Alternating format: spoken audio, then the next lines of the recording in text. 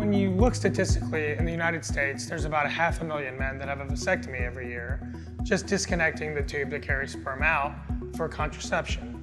About 6% of those men are going to change their mind sometime in their lifetime, decide for whatever circumstance that they want to have more children and build their family again. Christy and I got married and I already had 2 kids. She was an incredible stepmother, but we decided that we wanted to start our family too. So we're very fortunate to have patients come from all over for robot-assisted vasectomy reversals here at St. David South Austin Medical Center. And we actually, as of now, have the second highest volume of cases that have been done here in the United States. So when we're talking about doing vasectomy reversals, they're technically challenging, very meticulous operations that take a very high level of training and a lot of practice to get very good at. And when we're talking about the hole that we're putting back together to have sperm run through to make that man fertile again, if you look at print on a textbook or newspaper, that hole's about the size of the period at the end of a sentence.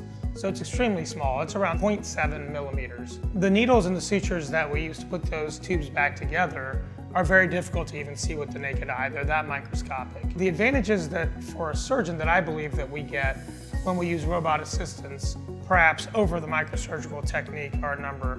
One is, when you look at the visualization that we can get with that robotic platform, it's a very high definition 3D visualization, so the surgeon can see a beautiful image.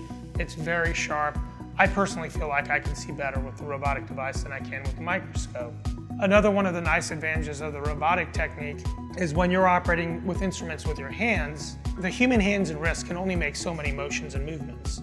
The robotic microscopic instruments have what's known as 7 degrees of freedom. That means they can make twists and turns and moves that the humans can't under the surgeon's control.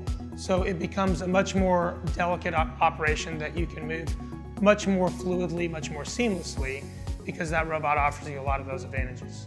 He just felt like the robot was the way to go, and when we saw that from him, we decided that we also wanted that, and also explained, that their success rate was 97% for my age category and the time since I'd had the vasectomy. So everything went incredibly smooth, and I'd say the recovery time was really no different than the actual vasectomy.